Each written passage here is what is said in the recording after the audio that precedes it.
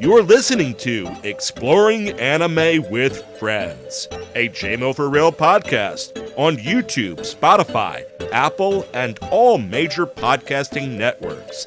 I'm your host, JMO! And today's friend is my wife and co-host. How's it going today, hon? Hi, everyone. It's going great today. Excellent. Are you all excited for this Christmas Day special of Exploring Anime with Friends, movie edition? I am. Excellent. Today we'll be diving into the world of Tokyo Godfathers, a heartwarming drama comedy released in 2003, taking place at Christmas time. First, we will meet our main characters and follow the paths that the Queen, the Bum, and the Runaway all took to get to the opening scene, and then the adventure that they share together as they find an abandoned baby on Christmas Eve. And if you like what you're hearing today, remember to check us out on social media, like, subscribe, and follow. Click that button right down there. Okay, so, man. Oh my gosh. Such a wild journey, right? It really was. It was fantastic and a very wild journey. Very character-driven, very story-driven. Mm. Yeah, just an amazing anime film. Mm. And it got you feeling everything. Oh my gosh. It had me laughing. My heart got gripped at a moment there. There was some anger felt, not towards the main characters. Such a ride. You know, it was one of those things where when we were watching it initially, I didn't know what to expect because it was being listed as like a comedy online. Yeah. But it looks very dystopian as a whole. And then you suddenly realize it's like we're following the stories of three homeless people as they discover a baby on Christmas Eve night. Two of them we meet in the opening scene. They're attending a church service, watching a choir performance and watching a pastor give a message on Christmas just so that they can get food from the soup kitchen afterwards. And one of the things that we notice very early on is our queen, Hana. Talk to us a little bit about Hana's personality and how that fits into the opening scene. Okay, so the first thing we need to point out about Hana is she is transgendered. She's fantastic. She is our queen. Her whole thing is she's very charismatic. She's very appreciative of the singing that's happening because she herself was a bit of a singer in her time. Still is. Yeah, she still is. Climb every mountain. Just a little tidbit for those that are listening again, what you hope to expect. And she's just got a very loud personality to me, which I appreciated throughout the whole movie, to be honest. She shows her emotions pretty heavy on her sleeve. Like, if it's a moment where she's going to cry, she's going to cry. And she doesn't hide it. And I also had an appreciation for that, too. Very driven, too. You wonder how someone like her ever ended up homeless to begin with.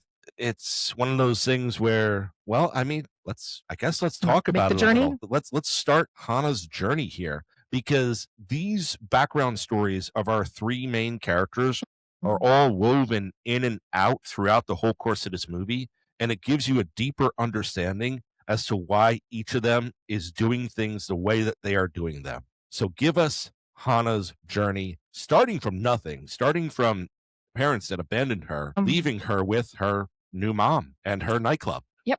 You honestly explained a good portion there. Her parents abandoned her.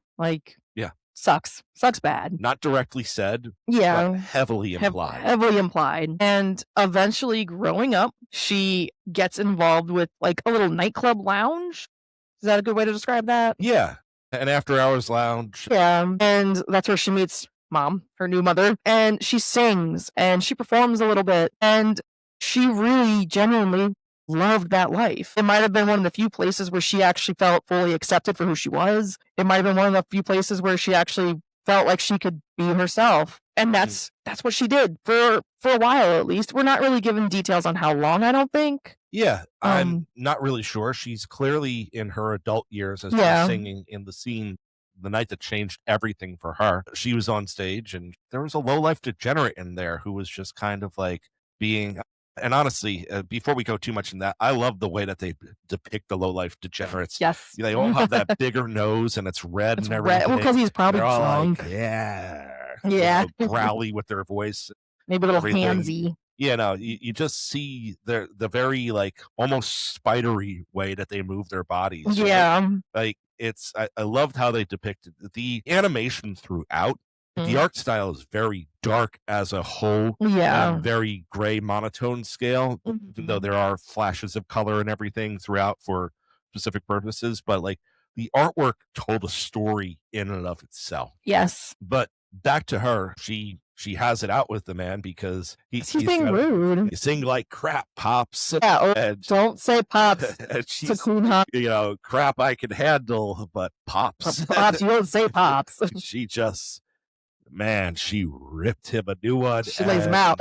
She realized that she felt like she couldn't come back. So she left and tried to make it herself and ended up out on the streets. So talk to us a bit about Hana's drive throughout the whole thing, though. Like she's very driven, very motivated, and very caring. Oh, 100%. I mean, they find a baby. Yeah. And you can see that Hana genuinely, even though she's homeless, even though she's living in like a cardboard box, she wants to keep the baby. She wants to show nourishment. She loves this baby. And that's the drive. Hana's got a big heart.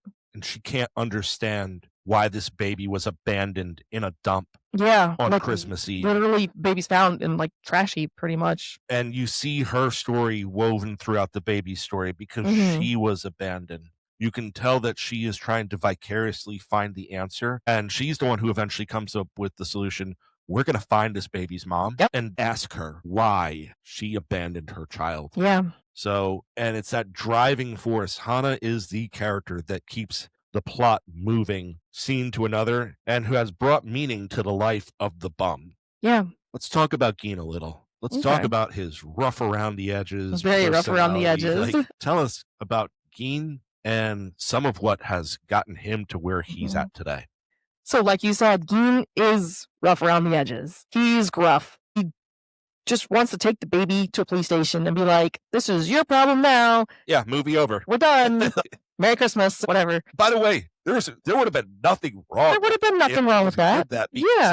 What Hana did was kind of stupid in some ways. I mean, she risked all 4 of their lives. Pretty much, yeah. It's Christmas. It's cold. They're carrying a baby around. It's snowing. Actively snowing. The trains stop at one point in time because of too much heavy snow. So he's just all for, let's just take the baby to the police station. But Hana's like, just one night. If we take this baby to the police station, she's probably going to get put in the system. And that's no place for someone to be, if we can help it, on Christmas Eve.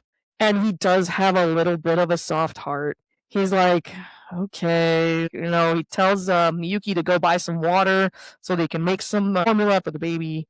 The gruff around the edges guy does have a little bit of a soft heart. And you find out why, because he used to have a wife and a daughter of his own at one point in time. And as he's telling the story in the opening scene, he's telling the story about how he had to throw a bike race in order to try to get money. And he got kicked out of bike racing, and he lost his daughter because, she was sick with a rare disease. So she died. And soon after his wife was claimed with another rare disease. You feel really bad for him because it seems like he's lost everything. And you find out at a later point in time in the movie that he's just a flat out liar. Yeah. That was kind of like stabbing the heart. Like, man, you had us all fooled. Yeah, no, he's just a liar. But you see it getting there because it's kind of like, as Hana says, only a devil would abandon their child. And he's thinking back because he left the family behind. He was like, not even. Like, it's one of those things where you see him, the pain he is going through throughout the whole movie. Whenever abandoning a child is mentioned, he's kind of like, even with how bad things got for me, I never considered abandoning a child, even though he ran away and was a coward. And tell us why he ran away. So Geen had a bunch of gambling debts, and he really didn't want that to be part of the family's responsibility. So he ran with the debts. Yeah, no, it was one of those things where he didn't want to keep his wife and his daughter under, and he took the coward's way out. Let's be realistic. He's a man who destroyed himself because of lack of impulse control, and he's living with that regret of the family that he left behind, because by now he's sure that his wife has remarried someone really nice, and he's sure that his daughter is getting along well in life, and he even has a chance during the course of the movie to encounter the person who got him into that world of borrowing to pay off gambling debts. And it's funny too, because at one point in time you think that person dies, and Dean later finds out that he's alive, and he's like, "Good, I'm glad." He's like, "It's not his fault that I owe him that money." That was really mature, like really mature of him to say. Yeah, one thing leads to another throughout the whole course of this movie, and he actually meets his daughter Kyoko in a hospital, and she's a nurse there, and he's feeding the lie of how he's working with recycling, but then he reveals like why he left and everything, and Hana's not going to allow him to lie, and she just blows up on him so that he has the opportunity to start completely fresh with his daughter. Mm. And he finds out that his daughter's getting married, and she wants him to be a part of it. And she knows that what he does was wrong, and he knows what he was done was wrong. And he gets that moment to really just like apologize to her. And that part of it is done off screen. But you Mhm. know, with the way his conviction is working afterwards, that he is really trying to make things right for Mhm. the child that they have. And I would like to believe that he actually ends up back in her life, right? I would like to believe that too. It might take some time because wounds don't heal so quick. So I could understand his daughter being a little like, "You left us. Whether it was for a good reason or not, you left us." But I really genuinely don't think that's what happened. With the little bit we get to see of his daughter, she seems like a kinder hearted person. So that's one of the things that really kind of fascinates me. It doesn't actually say that Geen ends up back with his in his daughter's life. It doesn't actually say that Hana ends up going back to her mother at the dance club, but it heavily implies that there is even a shot at redemption for people like Hana and Geen up to this point in time, and that there is a chance that their lives are going to be able to turn back around into something positive when this journey comes to its end. Mhm. If you like what you're hearing so far, remember to check this out for yourself on Hoopla. Talk to us a little bit Yes. about Hoopla, Sarah. I love Hoopla. Okay, so Hoopla is an app, but here's the catch. You need a library card for it because it's not just movies, it's ebooks and audiobooks as well. And not every library like pays into it. So I would say if you don't have a library card, go to your local library and get one. And also check out Hoopla. There's a whole bunch of different ones that a library might be part of. I think Hoop was one of the bigger named ones. And for what it's worth, at my library, if you don't live there, it's $40 for the year to get a card. Much cheaper than most streaming Cheaper services. if you have someone older in your life, it's only $10 for a senior citizen. So there it is. And you know, one thing I want to point out, there's a lot of movies that aren't available on other streaming services Of that are course. available here. This is the only place, it's the only legal place to stream Tokyo Godfathers, to my knowledge, without actually so, having yeah. to pay anything extra. So it's really kind of worth going to your library, checking it out, and getting your free or your $40 Hoopla subscription. But there's that there. And if you like what you're hearing from us, click that button, like, subscribe, and follow. Yeah. All right. We mentioned that we have 3 members to this trilogy, and we mentioned we went through a little bit of the journeys of Hana, our queen, and Geen, our bum. How about our runaway, Miyuki? So Miyuki's very different than the other two. Very. She's only been on the streets for 6 months. Yeah, which is a considerable amount of time, in my opinion, if you're just suddenly thrown in the situation. But she says that she chooses to not go home, which is the same thing as homeless. You can go back anytime you Yeah, want. she's like, I'm not homeless. I can go back. And Geen's kind of like the ones who say that are often the ones, are many times the ones that don't. Yeah. So it's like, So she's got a bit of a personality. she has personality. She's got some like not anger issues, but like she's very disgruntled at a lot of things, I'd say. Very aggressive. Very aggressive. That's a good way to put it. So the thing with Miyuki is the crazy thing that led her to the streets. We don't get a full lot of detail. There's an argument between her and her dad. She throws things at him like, "You never listen to me." And we know something happened to her cat. Yeah, she thinks that her dad got rid of her cat Angel. That's kind of what I thought. And through her very aggressive nature, she stabs him. Yeah, no, I really want to know what the father-daughter dynamics. Girl needs therapy though. Like, I mean, the whole family probably, because like the mother was there and she's just like praying the whole time. They all need therapy. yeah, we know at one point in time that she says that her mother's super religious. We Mhm. also know that her father is a police officer. Yeah. And that ties in at a few different points in time. Oh, yeah. And we also know it when their journey is nearing its conclusion. She finds an old newspaper where it says in the paper, Miyuki, angel came home. A message from her dad to her. Yeah. And that sends Miyuki into tears at that point in time. Oh, yeah. She clips the paper and everything. There's another time along the journey where her train is stopped next to her dad's train and he sees her and he's shouting over, and they do a really good job at making it just look like shouting without you being able to tell if it's anger or if it's panic or whatnot. Because the second time we watched it, I was like, he's not angry. Like, well, yeah. But you didn't know that the first time around. Mm-hmm. He just wants his girl back. He wants to try to make amends, even after she just stabbed him with a kitchen knife. Like oh my gosh, what a painful thing. Like, it didn't even look like a steak knife. That thing was like a butter knife. That had to hurt. Yeah. My goodness. So I don't know what family dynamics led up to that point in time. Yeah. To where it's bad enough for her to stab, but yet still not bad enough for him to not be angry, or to not be angry after 6 months and willing to forgive. I mean, 6 months is a long time. Yeah, I mean, I guess if you don't know if you've seen your daughter for the last time, you're potentially forgiving a lot of things. And I want to point out, he's a police officer. He's got resources. He should have been able to find her, but she stayed hidden. And it's just one of those things, but throughout it, her fight, her aggression actually helps them out numerous times. Oh, definitely. Because there's one point in time, and this is where we're going to start to transition into the story.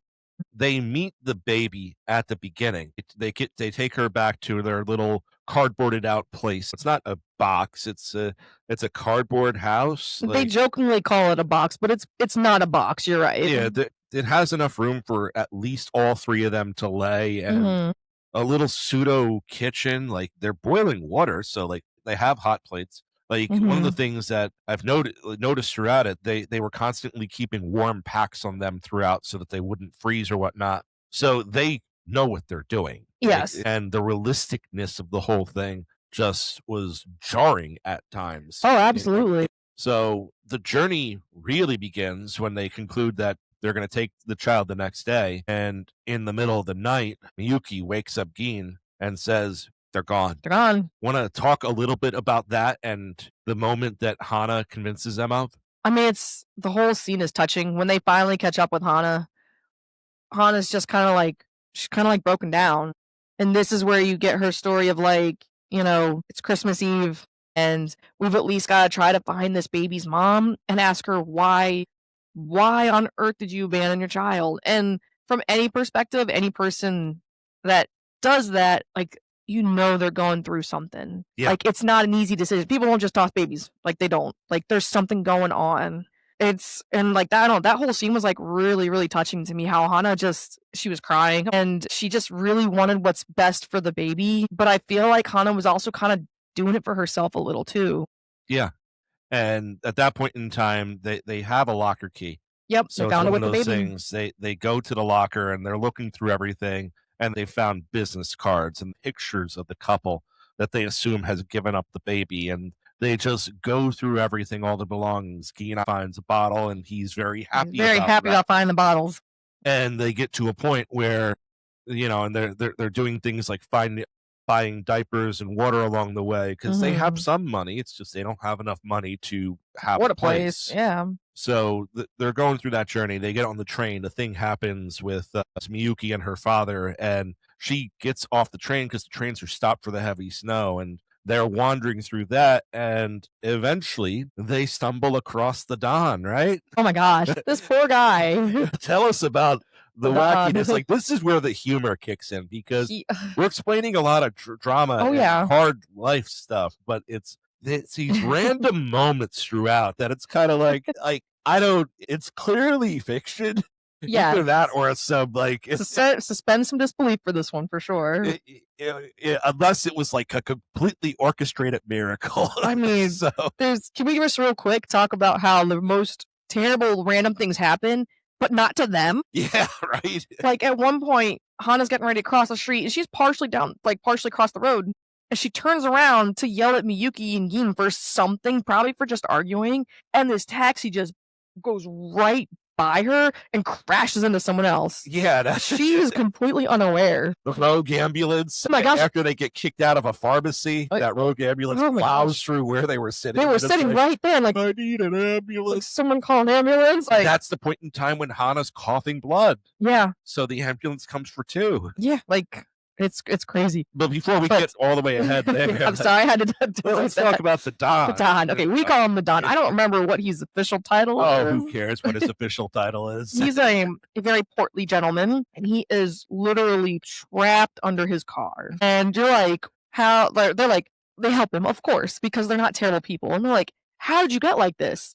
And he's like, well, I usually don't take boys with me when I go and visit Pops. They just came out of a cemetery, and something weird happened to his car, so he wanted to check it. Forgot to put the brake on, the e-brake. Goes to take a look under the car, and this woman with her crazy dog, like, the scenario. Like the dog runs, car chasing it, and she doesn't see the car, so she runs into the car, and that's pushes it forward to push it on to where it's like the car is resting off the ground a little on his portly stomach. Golly.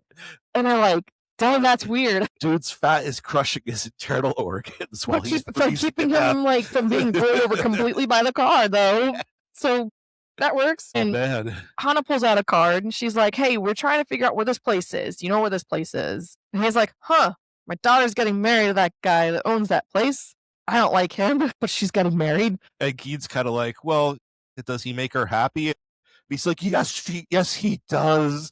And he's like, and so I went to the funeral, so I wouldn't cry at the wedding. To pray to not cry at the wedding. But Gin also kind of realized, like, this guy, because he starts to give them money too, and like a card back. And he's like, wait, like, you see with Gin, like, this guy is not someone we should get involved with. Hey, great, we'll see you later. We don't need any help. You have a great day. And he starts to walk away, and then Hana's like, hey, you know where this is? So he takes them with them, and you could tell Gin is uncomfortable with the scenario. He does not want to be there. And you're kind of like, Gin, why don't you want to be there? That's when we find out that the person that owns the place they're going to, the person that's going to help them continue on their journey, is the guy that got him into the trouble so long ago with the bike racing stuff. Yeah, but you know what? That guy's not a bad guy, you know, as we later find out, because a waitress in the middle of this party that they're all at goes and takes shots at the boss. Yeah. And the guy jumps in between to, you know, to protect the boss. His soon-to-be father-in-law. And the waitress, who we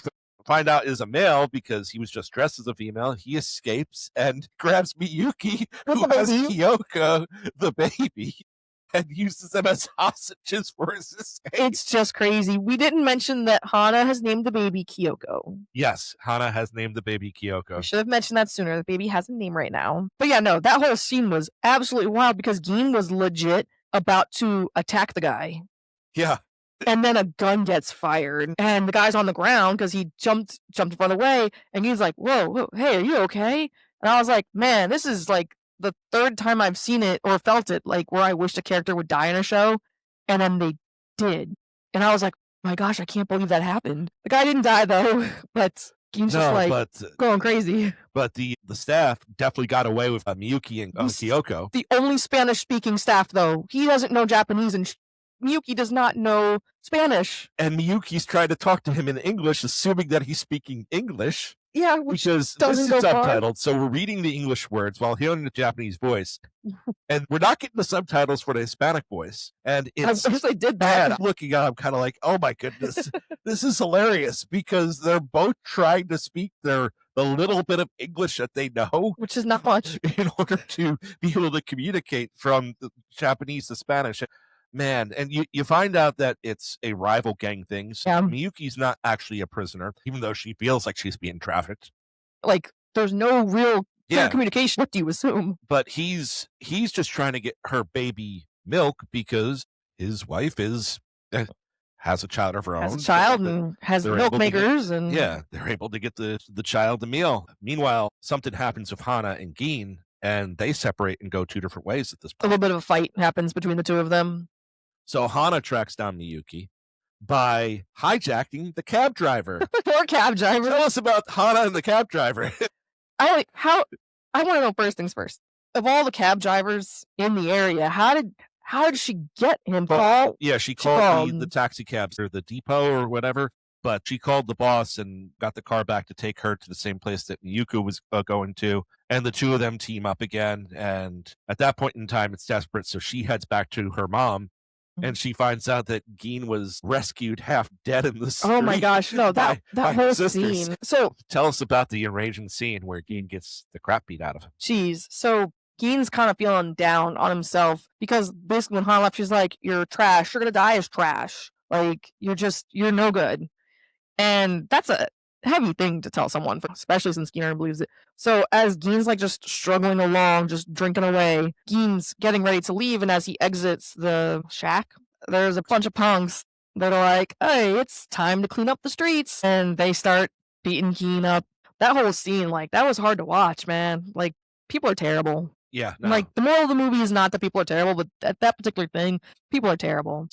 They just leave Geen for dead at that point, rescued by the Angel of Mercy sister from Hana's past. Eventually, the next day, after spending the night with Hana's mother and sisters, they head back out, and the journey takes them out a little further because they found the towers where from one of the pictures. From the pictures, they just have to find a location. And the snow's getting worse, so they have to stop at multiple places along the way, and eventually they stop in a place that's full of cats, but it's a roof over their head. Yeah. It's a burnt out front. It still has plenty of stuff in it. The fire was obviously stopped, but the place was no longer inhabited.